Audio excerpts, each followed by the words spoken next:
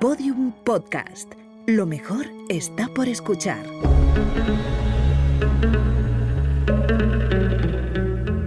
Dentro de la pirámide, con Nacho Ares, en Podium Podcast.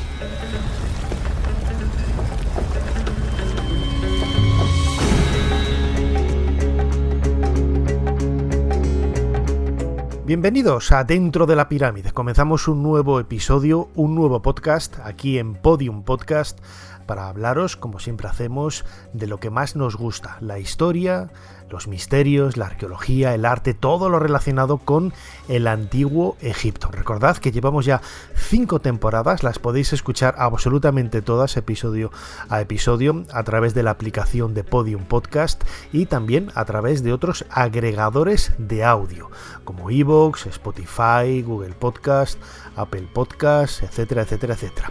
Todos ellos ofrecen las mismas condiciones, las mismas virtudes, y también os podéis suscribir para hacer también esos comentarios que nos gusta leer semana a semana en estos podcasts.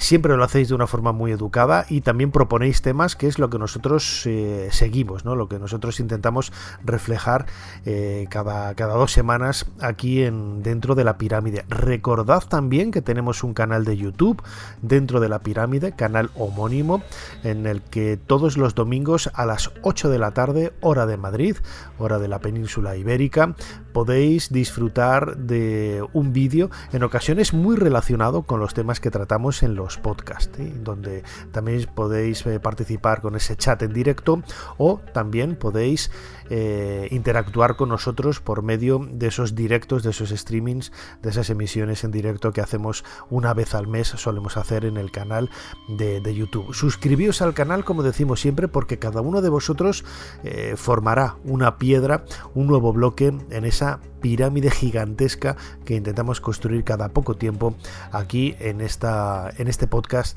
Dentro de la Pirámide. Y además hoy el tema que tenemos pensado tratar, lo habéis comentado algunos de vosotros, relacionado con esa arqueoastronomía, esas estrellas, ese origen estelar de los antiguos egipcios. Recordad el vídeo y el podcast al que dedicábamos hace unos meses aquí tanto en el canal de YouTube como en el podcast de Dentro de la Pirámide, hablando de ese origen extraterrestre de Egipto, ¿no? Una idea que ha marcado muchos de los pensamientos que tuvieron los antiguos egipcios en la época de los faraones, ya que observaban, ¿no?, que en el cielo veían elementos que podían delimitar o marcar un poco su condicionamiento vital. Y eso es lo que ellos entregaron tanto en su literatura como en la religión, como en esas cosmogonías. Absolutamente todo estaba vinculado a las estrellas.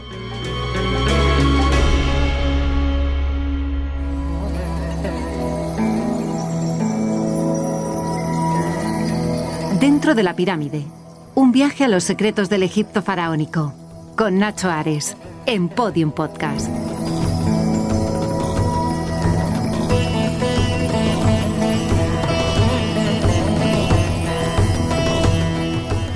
Queríamos empezar precisamente este nuevo podcast de Dentro de la Pirámide hablando de una de esas cosmogonías, la de Heliópolis, en donde el dios creador, Atum, marca un poco el punto de inicio, el punto de comienzo para empezar a comprender todo ese complejo formulario teológico, literario de los antiguos egipcios relacionado con las estrellas. Él es Atum, el primer dios, creador de todos los dioses. Hizo que el corazón de los animales latiera, que las plantas crecieran. Hizo correr el agua por el valle del Nilo, dio luz a las estrellas, creó la vida y también la muerte.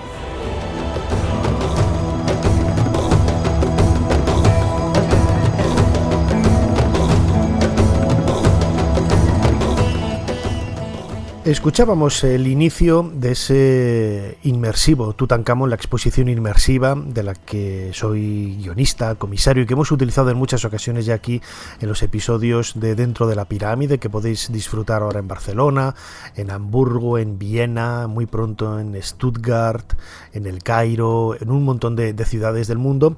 Y comenzaba precisamente con esa cosmogonía de Heliópolis, la ciudad del sol, Iunu, la ciudad egipcia de Iunu, la ciudad que aparece en el Antiguo Testamento con el nombre de On. Pues bien, esta ciudad del sol tenía como referente en esa cosmogonía, en esos inicios de la creación a partir de las aguas del caos, de la nada, del no ser, la aparición de una colina primigenia de la que surgía la vida a través del dios Atum. Él creaba la humedad, él creaba el aire y creaba también el cielo y la tierra, es decir, el paisaje, el entorno en el que el ser humano se va a mover. Esto es lo que ha marcado un poco el pensamiento, el origen del pensamiento de muchas culturas de la antigüedad, ¿no? Cuando nosotros hablamos de ese origen estelar de los antiguos egipcios, lo primero que pensamos es en el mundo alienígena, en los extraterrestres, en algo pues muy alejado quizás de esa concepción que tenían los propios habitantes del Valle del Nilo pues hace casi 5.000 años, ¿no? Ellos tenían un contacto con la naturaleza mucho más directo de lo que tenemos nosotros, conocían perfectamente el movimiento de las estrellas y les servía también para hacerse una serie de preguntas que podríamos casi tildar de filosóficas. Eran preguntas con las que ellos intentaban buscar un razonamiento ciertamente lógico desde su punto de vista del porqué de las cosas, de por qué el sol salía todas las mañanas por el este y se ponía por el oeste. Es una explicación a través de esa diosa Nut, la diosa del cielo, que devora con el atardecer al sol y le da luz, ¿no?, con los primeros rayos del sol, y ese sol que por la noche recorre el interior de su cuerpo en esas 12 horas nocturnas con las que tiene que luchar contra diferentes obstáculos y un mundo lleno de demonios y de peligros, ¿no? Los mismos que el difunto más adelante en la historia de Egipto, cuando éste se identifique con el dios Ra, con el sol, va a tener también que luchar contra ellos para poder renacer en un nuevo mundo, ¿no? Esta fascinación del hombre primitivo, del ser humano primitivo por las estrellas es algo que ha marcado un poco quizás el origen del pensamiento, ¿no? Y la razón por la cual muchas de esas preguntas vitales, quiénes somos, de dónde venimos y hacia dónde vamos, los antiguos egipcios en este caso se las hacían y buscaban de alguna forma también respuestas en las estrellas. Hemos preguntado a José Lul, él es profesor de egiptología en la Universidad de Barcelona, es experto en arqueoastronomía, la ciencia, la arqueología que estudia la astronomía en el pasado. Él es egiptólogo y perfectamente también uno de los mejores arqueoastrónomos que tenemos en nuestro país, y me atrevería a decir que en el mundo entero, por ese vínculo que tiene, como digo, entre la egiptología y la astronomía que nada tiene que ver con la astrología, ¿no? Pero le hemos preguntado, ¿no?, cuál es la razón de esos inicios, ¿no?, del ser humano tan cautivados por los antiguos egipcios, y sobre todo en ese mundo de las estrellas, cómo marcaron un poco el origen del pensamiento en el Valle del Nilo. Yo creo que prácticamente desde el mismo inicio de la historia del hombre, se ha sentido atraído por la bóveda celeste. Es indudable que nosotros en nuestra sociedad, donde tenemos una evidente contaminación lumínica a nivel general, pues no nos sentimos atraídos por la observación de las estrellas porque no las vemos. Pero en sociedades primitivas, el mundo celeste era prácticamente el engranaje del orden cósmico. Por lo tanto, y disfrutando ellos de tan buen cielo, evidentemente se sintieron atraídos por esa bóveda celeste desde sus primeros comienzos. En el caso de Egipto, el primer ejemplo lo encontraríamos en Playa Napta, que es un monumento en pleno desierto actualmente, a unos 200 kilómetros al oeste de Abu Simbel, que tiene una clara orientación solsticial hacia la salida del sol en el solsticio de verano o hacia el ocaso del sol en el invierno, ¿no? En fin, son monumentos donde las alineaciones de las piedras ya obedecen a una intencionalidad clara. Aproximadamente podríamos estar en torno al año 5000 a.C. Es evidente que la arqueastronomía ha tenido un problema de raíz, y es que muchos cálculos arqueastronómicos no se han hecho sobre el terreno, es decir, se ha desconsiderado el horizonte natural, se ha tenido en cuenta el horizonte astronómico, que es un horizonte ideal, ficticio. Por otra parte, también en muchos cálculos arqueastronómicos, me refiero sobre todo en el pasado, pues no se ha tenido en cuenta los movimientos propios de las estrellas o cómo el cielo ha ido cambiando en estos últimos miles de años. Entonces, muchos estudios dieron unos resultados en principio atractivos, pero que después se demostraron completamente erróneos. En la arqueastronomía actual hay grandes especialistas, científicos, no solo por ramas directamente vinculadas a la astronomía, sino también a la historia, que están realizando grandes trabajos, y el objetivo principal, diferenciar lo que es una alineación casual o natural de lo que es una alineación intencionada. Y en esto último pues se está trabajando bastante, y bueno, algo importante es encontrar modelos repetitivos de alineaciones para demostrar que no estamos hablando de algo casual. Cuando una alineación es puntual y única, sobre ella suele pender la duda, ¿no?, de esa casualidad, pero cuando es repetitiva no.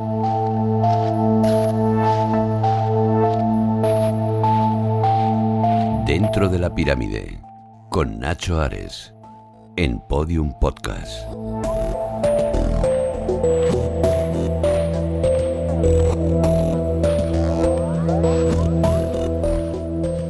Escuchábamos a José Lull en un fragmento de una entrevista que yo le hice hace muchos años en Ser Historia, nuestro programa hermano en la cadena Ser, hablando precisamente de uno de esos lugares que mencionaba.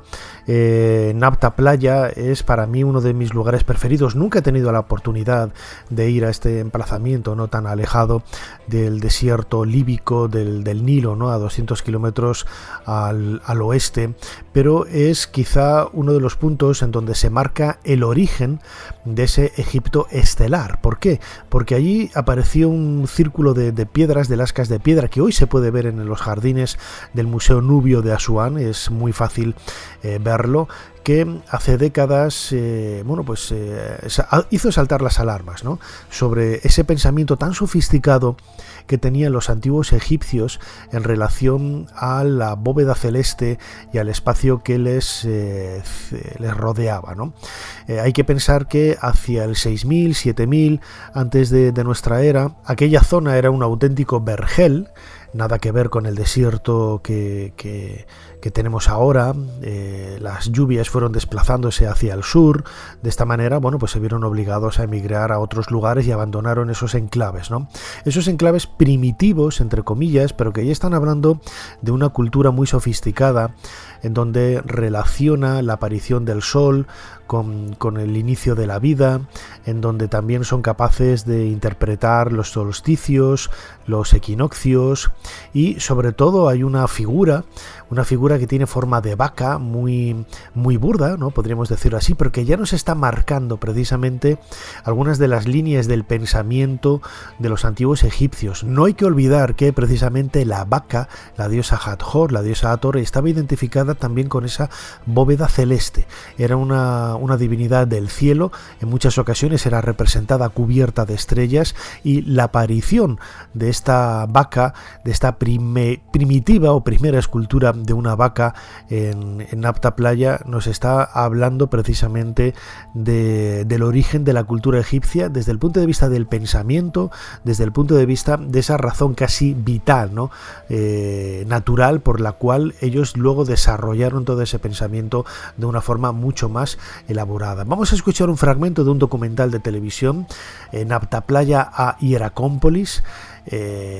Nabta Playa, siempre se ha dicho Playa Nabta, en algunas ocasiones Nabta Playa, el nombre oficial es Nabta Playa, aunque algunos en este documental creo que lo llaman Playa Nabta, por eso yo en el título lo he cambiado, pero hace referencia a esas investigaciones primigenias de los alemanes hace casi 4 décadas, cuando fueron los primeros en darse cuenta de la importancia que tenía este emplazamiento en la historia de la astronomía y ese pensamiento estelar de los antiguos egipcios.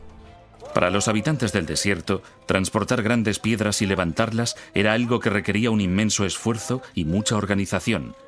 Siendo así, ¿por qué lo hicieron? Fred Wendorf cree que podrían señalar la posición de tumbas de personajes importantes u honrar a sus espíritus. Tal vez la tumba de alguien con suficiente poder para interceder ante los dioses y atraer la lluvia. Uno de los objetos más imponentes fue hallado en este hoyo, tal vez la última morada de un caudillo o un gobernante. A primera vista parecía un bloque normal, pero cuando Wendorf lo examinó con más detalle, resultó ser una escultura primitiva. Encontramos esta piedra de enormes dimensiones y muy bien labrada en este hoyo, 1 metro por encima de una gran roca que tiene forma de hongo y que le servía de base. Se puede comprobar que fue cuidadosamente trabajada. Las superficies fueron perfectamente pulidas y las aristas afiladas. También se aprecia que sabían cómo controlar el tamaño del bloque haciendo las incisiones que se ven en esta cara. Después, mediante una cuña, quitaban los pedazos sobrantes en los lugares exactos que querían. Es un ejemplo impresionante de piedra labrada y podría señalar el inicio de la fascinación de los egipcios por los trabajos con grandes piedras. También es una prueba importante de la existencia de diferentes estratos sociales, porque se necesitó habilidad para controlar a la multitud de hombres dedicados a dar forma al bloque y ponerlo en una posición que encajara con la piedra que lo sustentaba.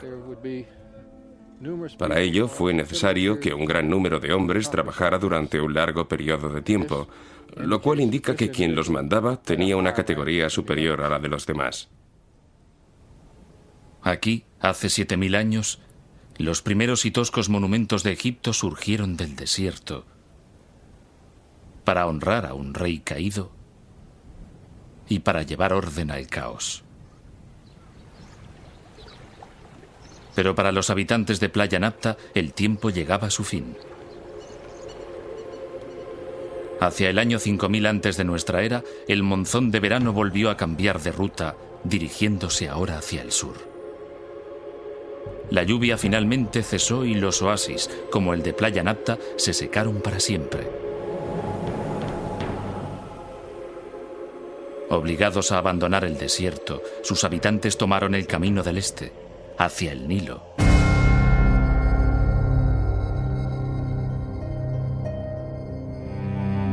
Dentro de la pirámide, un viaje a los secretos del Egipto faraónico, con Nacho Ares en Podium Podcast.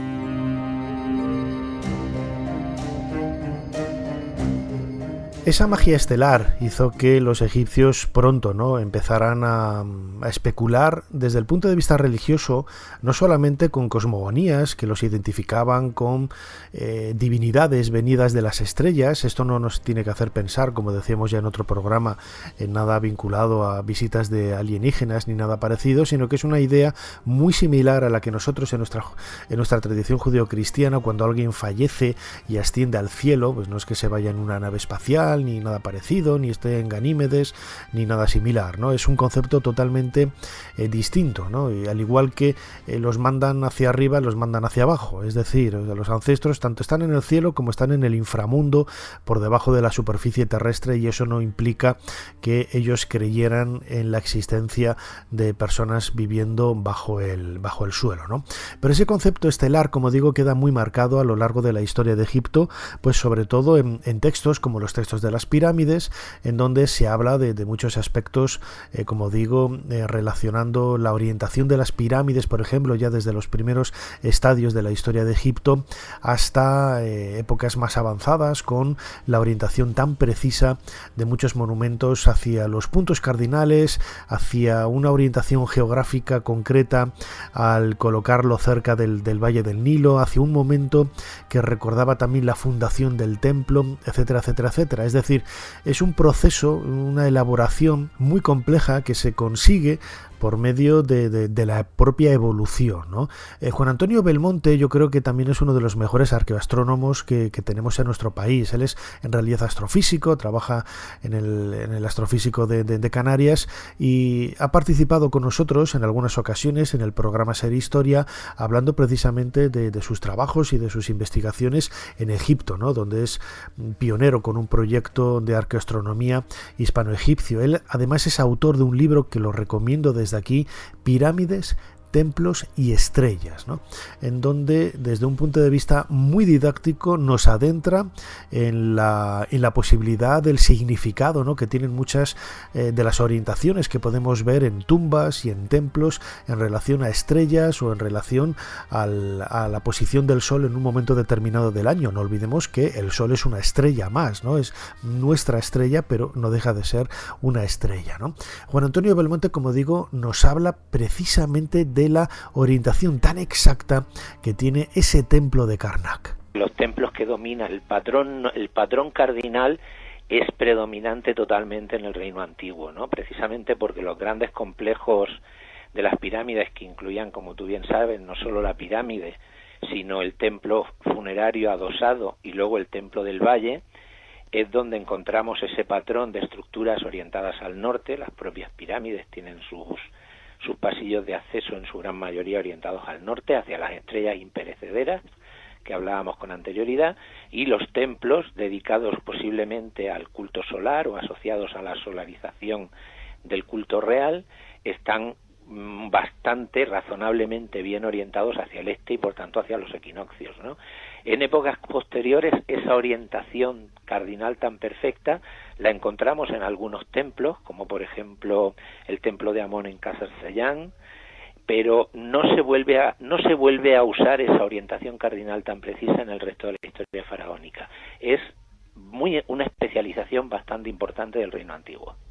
Sí, de hecho, dos de los patrones de orientación más importantes que hemos encontrado y que creemos que están relacionados son orientaciones hacia el solsticio de invierno, el día más corto del año, que se imbrinca con un patrón de orientaciones que hemos descubierto en este trabajo y que son orientaciones que creemos que se hacían hacia el día primero del año egipcio. Los oyentes no lo sabrán, pero es importante comentar que los egipcios, su año era un año solar de 365 días, pero sin día bisiesto, no había años bisiestos. Eso suponía que el día de Año Nuevo se desplazaba a lo largo de todo el ciclo de las estaciones en aproximadamente 15 siglos, ¿no? Y hemos encontrado que hay muchos templos que podrían estar alineados precisamente hacia el principio del año. Hay un caso espectacular, por ejemplo, Karnak, el gran templo de Amón en Karnak, tiene una triple orientación, porque está, por un lado, es perpendicular al Nilo, cumpliendo con el patrón topográfico, por otro lado está orientado al solsticio de invierno, el día más corto del año, pero también está orientado a la fecha de Año Nuevo en el momento de inauguración del templo a finales del Reino Medio.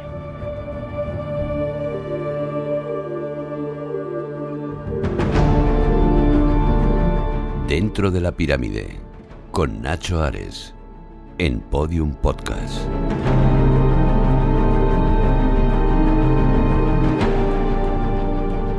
Ahora bien, escuchábamos ahora a Juan Antonio Belmonte hablándonos precisamente de esa orientación tan precisa, esa orientación cardinal a los puntos cardinales norte, sur, este, oeste, que observamos sobre todo en el Reino Antiguo, en el Imperio Antiguo, en la época de las pirámides, hacia el 2500, grosso modo, 3000 antes de nuestra era, y que luego va evolucionando. Sin embargo, hay momentos donde esa sofisticación parece que supera todas las posibilidades o toda la imaginación que pudiéramos echar en la sartén para intentar buscar una razón lógica a conocer cómo hicieron los antiguos egipcios ese tipo de trabajos, ¿no? En la década de 1990, a finales de los 80, pero fue publicada a comienzos de los 90, aparece la teoría del ingeniero anglo-egipcio Robert Bauval, la llamada teoría de Orión, Con ella lo que Robert Bauval intentaba explicar es que las 3 pirámides de la meseta de Giza fueron construidas siguiendo el mismo patrón que tienen las 3 estrellas de la constelación de Orión. Es una teoría que se sustenta sobre todo en que Orión para los antiguos egipcios era la constelación identificada con Osiris.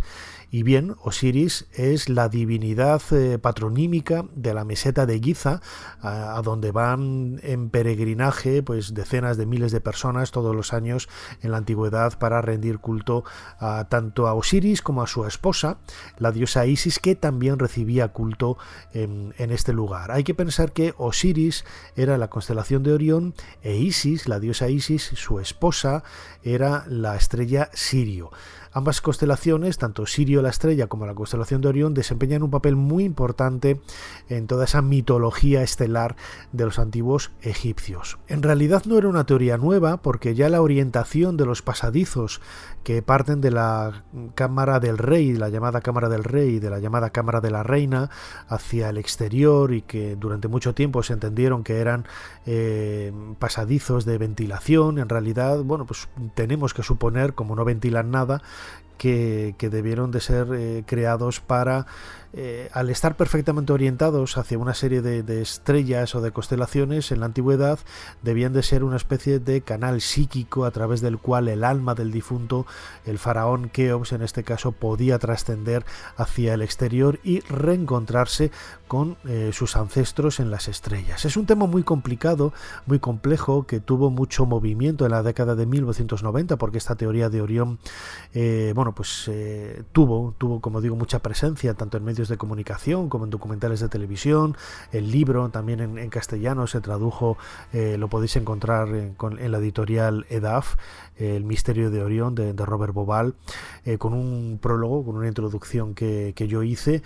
Y bueno, yo siempre he dicho que cuando la egiptología menciona esta teoría para contradecirla o para ponerle trabas o ponerle peros o ponerle puntos o lo que sea, no es más que, bueno, pues una demostración de que realmente algo está proponiendo diferente, ¿no?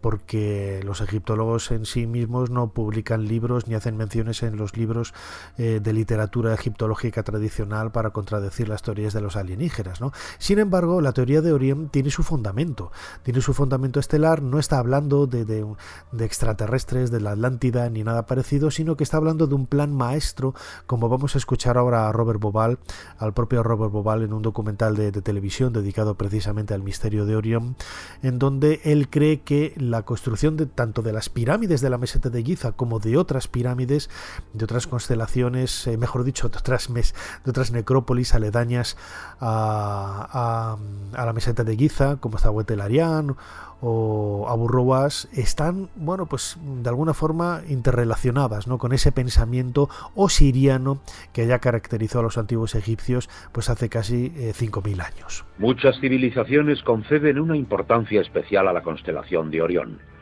Delante de los cuernos de Tauro encontramos al gran cazador con su cinturón de 3 estrellas. Para los egipcios era Osiris, el dios de la otra vida, y estaba vinculado muy estrechamente a las grandes pirámides. Bauval averiguaría hasta qué punto. Todo esto da fe de un gran plan único, un plan maestro. Y sin embargo, hay algo muy desconcertante en este plan. Tenemos 3 pirámides. 2 son casi del mismo tamaño y están alineadas en diagonal. Y aquí está lo curioso. La tercera es mucho más pequeña y está ligeramente a la izquierda de esa diagonal. ¿Por qué? ¿Qué trataban de hacer los constructores de las pirámides? El problema me había estado preocupando durante años.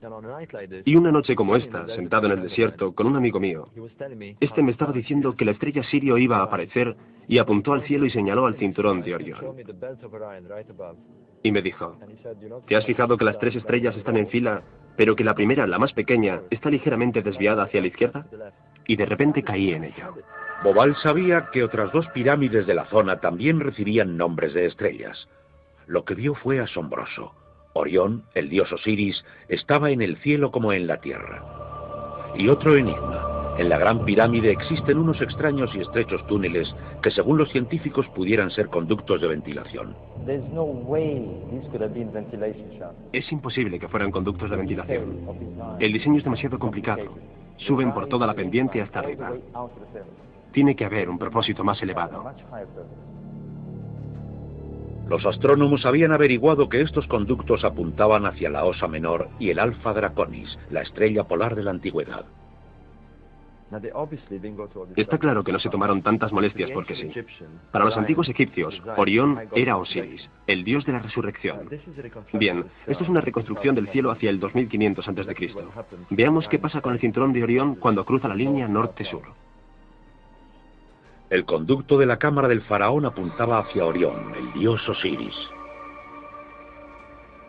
A la izquierda de Orión está la estrella Sirio.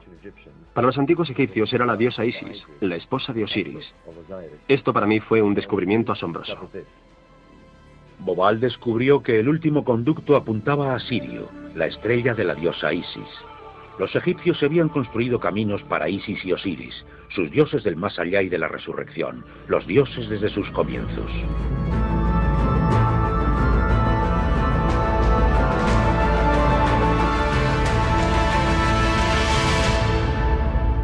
Dentro de la pirámide, en Podium Podcast, con Nacho Ares.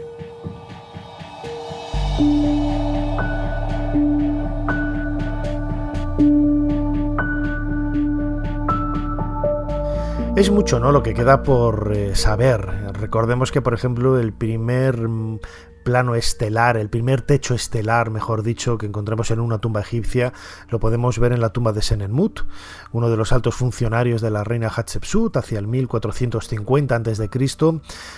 Habla de constelaciones que luego podemos ver en otras tumbas, como la de Seti I, la de Ramsés VI, etcétera, pero que realmente no somos capaces, ¿no?, de interpretar cuál es cada una de esas constelaciones, ¿no? Hablándolo muchas veces con José Lull, por ejemplo, a quien vamos a escuchar ahora de nuevo, profesor de la Universidad de Barcelona, en una entrevista que hicimos hace tiempo en Ser Historia. Yo recuerdo que le transmitía, ¿no?, esta preocupación, ¿no?, de que es muy difícil poder interpretar, ¿no?, las constelaciones de los antiguos egipcios a nuestra vista, ¿no? No nos han dejado un relato, una copia, un texto muy descriptivo que nos diga esta constelación de Leo no es nuestro Leo.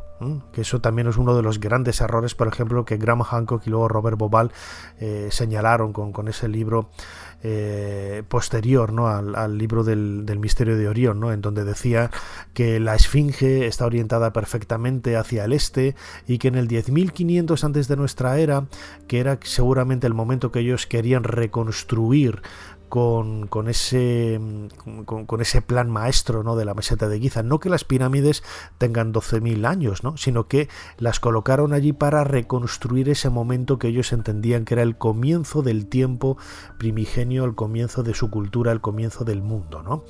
La esfinge de Giza está orientada perfectamente al este, mirando en el 10.500 antes de nuestra era, estaban mirando a la constelación de Leo. Pero claro, nuestra constelación de Leo no es la constelación de Leo de los antiguos egipcios. Nuestra constelación de Leo es Babilonia, que llega a Egipto precisamente en época helenística, hacia el siglo III o II antes de nuestra era, y de ahí ya se extiende y se expande por todo el Mediterráneo occidental, gracias a Grecia, a Roma, y llega hasta nuestra cultura, ¿no? El zodíaco que nosotros tenemos no es un zodíaco egipcio, sino que es un zodíaco babilonio, quizás interpretado y leído a través de los egipcios, pero nada más, ¿no? Esta obsesión que tenían los egipcios por las estrellas, cuando entramos en una tumba, por ejemplo, en Nefertari, y vemos el techo cubierto de estrellas, nos está hablando una vez más de la importancia que tenía el mundo de la bóveda celeste en su forma de pensar. Un pensamiento que luego a la postre se convierte casi en algo contradictorio, ¿no? Porque si bien los textos de las pirámides están muy relacionados con ese viaje hacia las estrellas, los textos funerarios de la época de las pirámides relacionados con los faraones, en época posterior los textos funerarios están más relacionados con el mundo, el inframundo, mejor dicho, ¿no? Es decir, ese viaje subterráneo. En cualquier caso, al ver todo este sofocón, ¿no?, que nos da al descubrir que las pirámides, los templos, estaba todo tan bien orientado y también de una forma tan sofisticada, claro, nos tenemos que hacer la pregunta, ¿no?, de cómo lo hicieron. Esto es lo que le hemos transmitido a José Lul y esto es lo que nos ha respondido. En realidad, yo no considero que sea complejo, que no son tan precisas. Hay que tener en cuenta una cosa. Por ejemplo, cuando hablamos de orientaciones solsticiales, hay que tener en cuenta que el movimiento del Sol en los solsticios, sea verano o invierno, es realmente muy reducido. Quiero decir, su desplazamiento en la declinación celeste. Con lo cual, por ejemplo, un monumento que esté orientado hacia el solsticio de verano, por poner un ejemplo, nos va a ofrecer esa alineación durante, podríamos decir incluso durante casi un mes alrededor del día del solsticio. Es decir, son alineaciones que, aunque no se hagan con extrema precisión, funcionan igualmente. Las alineaciones más complejas son aquellas que se separan del solsticio, es decir, las equinocciales, porque en el momento del equinoccio la velocidad el movimiento aparente del Sol en la bóveda celeste es mucho más rápido. Esas son más complejas porque son más precisas, pero tampoco son difíciles de establecer. Solo hay que coger un gnomon y a lo largo del año ir marcando las posiciones de la sombra del Sol para determinar el juego de sombras que nos define la línea este-oeste, ¿no? En un solo día, por ejemplo, podemos averiguar perfectamente la orientación este-oeste. Es lo que comento, cojamos un gnomon, un palo, y observemos cómo a lo largo del día este palo va proyectando unas sombras a su alrededor. Si ahora alrededor del palo, por ejemplo a 1 metro de distancia, lo podemos hacer este verano en la playa, por ejemplo, si vemos cómo a 1 metro de distancia del palo trazamos un círculo, solo tenemos que marcar cuando la sombra, en 2 ocasiones, llega justo a ese círculo. Si ahora trazamos una línea entre los 2 puntos del círculo a los cuales ha accedido la sombra, claro, hay que tener en cuenta que cuando el Sol sale la sombra es muy larga, se va acortando según el Sol va ascendiendo, entonces va a llegar un momento en el que la sombra llega al círculo. Sobrepasará el círculo en dirección al gnomon y cuando el Sol llegue a su culminación, la sombra volverá a hacerse larga hasta volver a alcanzar el círculo. Entonces trazamos una línea y estamos definiendo exactamente la orientación este-oeste con absoluta perfección. Si este ejercicio tan simple lo realizamos varias veces a lo largo de una semana, por ejemplo, si queremos estadísticamente sacar una prueba más precisa, pues obtendremos una línea prácticamente perfecta.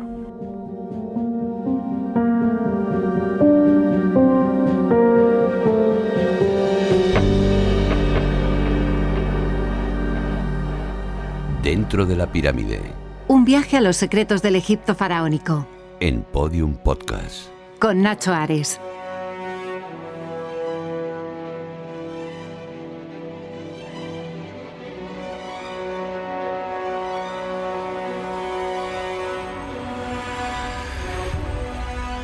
A modo de conclusión, deberíamos decir que el mundo de las estrellas está muy presente en el pensamiento egipcio, ¿no?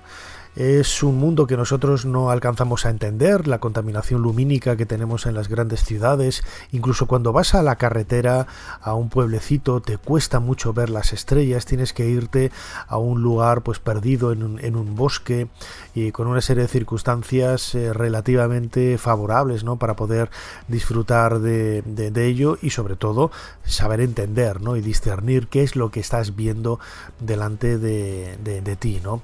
Esa idea de la bóveda celeste es algo que nosotros ya no alcanzamos a comprender porque realmente no nos interesa y lo tenemos que decir así, ¿no? Ya no nos movemos de forma mecánica, ¿no?, a través de las estrellas para marcarnos horas a lo largo de la noche o del sol para marcarnos la hora del día. Todos tenemos un reloj de pulsera o un teléfono celular, un móvil para realizar este tipo tipo de operaciones, ¿no? Hay algunas aplicaciones que son curiosas, en donde tú a través del móvil, del celular, puedes conocer las estrellas que tienes en ese momento justo delante o encima de ti, ¿no? Y te puedes hacer una idea de ese paisaje estelar tan espectacular que llamó tanto la atención de los antiguos egipcios. Vamos a escuchar a Juan Antonio Belmonte, este astrofísico del Centro Astrofísico de Canarias, experto en arqueoastronomía y uno de los mejores conocedores que ha estudiado, ¿no?, profundamente el mundo de las estrellas en el Antiguo Egipto, con ese libro Pirámides, Templos y Estrellas. Le vamos a escuchar, que yo creo que es la reflexión que él hace, es el mejor colofón que podemos hacer a este nuevo podcast de Dentro de la Pirámide. Lo que hemos encontrado es que efectivamente tenemos una evidencia estadística significativa de que los egipcios orientaban sus templos de acuerdo a su paisaje, ¿no? Y cuando digo su paisaje, incluyo tanto al Nilo como la bóveda celeste, donde se desarrollaban eventos para ellos importantísimos, ¿no? Por un lado, por ejemplo, estaban las estrellas circumpolares, donde ellos veían a las que llamaban las imperecederas, y por otro lado, por supuesto, estaba el Sol y su movimiento diurno, y todos sabemos que la divinidad solar era tremendamente importante en el Antiguo Egipto, ¿no? Eso eran los Imiunut, ¿no?, los sacerdotes horarios, que eran los encargados por la noche de estimar los tiempos para que se hiciera el culto en el momento adecuado. Pero estos relojes estelares que desarrollaron eran tan importantes que de hecho fueron dibujados y pintados en los techos de las tumbas de los faraones, que es donde nosotros los hemos reencontrado y de donde los hemos recogido. Es decir, que debía ser una información muy valiosa. Por supuesto, ese mapeo del cielo al completo, con el fin de elaborar estas tablas estelares, pues les permitió tener un conocimiento bastante adecuado de las posiciones de determinadas estrellas y usarla en sus orientaciones. Desconocemos exactamente qué instrumentos pudieron usar, pero tenemos que tener en cuenta que una cosa sí que tenían, y era mucho tiempo, ¿no? Y con observaciones sistemáticas, cuidadosas y durante un tiempo lo suficientemente extendido, uno puede alcanzar una precisión bastante adecuada a la hora de orientar sus monumentos. Por tanto, no es de extrañar que las dos grandes pirámides de Giza pues estén orientadas con errores menores de 3 minutos de arco, ¿no?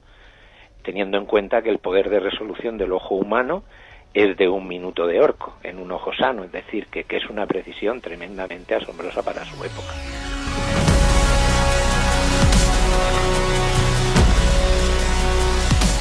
He de reconocer que la arqueoastronomía siempre ha sido un tema con el que no he estado muy cómodo, ¿no? Es un tema muy científico para mí. Yo soy incapaz de distinguir una estrella de otra. Para mí son todos luceritos que brillan en el cielo por la noche. Sí que distingo, por ejemplo, la constelación de Orión, y haciendo una línea recta, ¿no?, puedo ver dónde está Sirio, pero no voy más allá. Me pasa algo con la astronomía, algo parecido a lo que me sucede con la botánica, ¿no?, que soy incapaz de discernir, de distinguir una brizna de hierba de un pino. O sea, no, es que no tengo ni idea.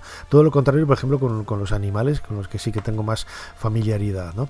Pero es un tema, como decía antes, que cuando yo propuse, ¿no?, y me hice una especie de escaleta en el cuaderno que siempre utilizo para tanto los programas de YouTube como los podcasts aquí en Podium Podcast de Dentro de la Pirámide, bueno, pues de alguna forma tirando de archivo, como me gusta hacer, ¿no?, y sacando esas reflexiones de algunos compañeros, de algunos egiptólogos o de algunos expertos, bueno, pues me ayudaron un poco a construir ese relato, ¿no?, que es con el que he propuesto, ¿no?, este nuevo programa, este nuevo episodio de Dentro de la Pirámide, que espero hayáis disfrutado y con el que una vez más cerramos la puerta de esa pirámide para llegar, como hacemos siempre, a nuestra particular conclusión.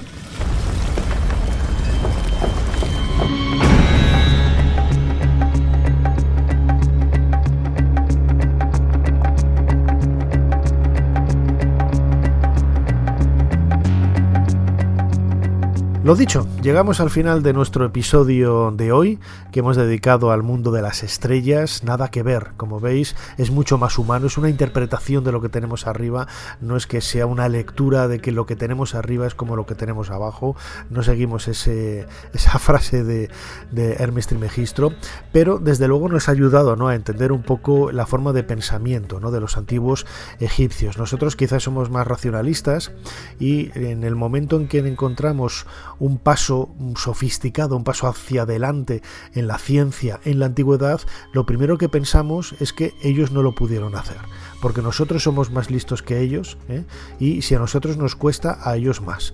Y ese es uno de los grandes errores que tenemos que quitarnos de la cabeza y dejar a un lado, hacerle sitio, porque desde luego así no se entiende ni se comprende el pasado, ¿no? Ellos supieron interpretar muy bien lo que les rodeaba, la naturaleza, tanto la terrestre como la celeste, y una prueba muy evidente de ello son esos logros astronómicos estelares que tuvieron los antiguos egipcios. Muchísimas gracias a todos por estar ahí.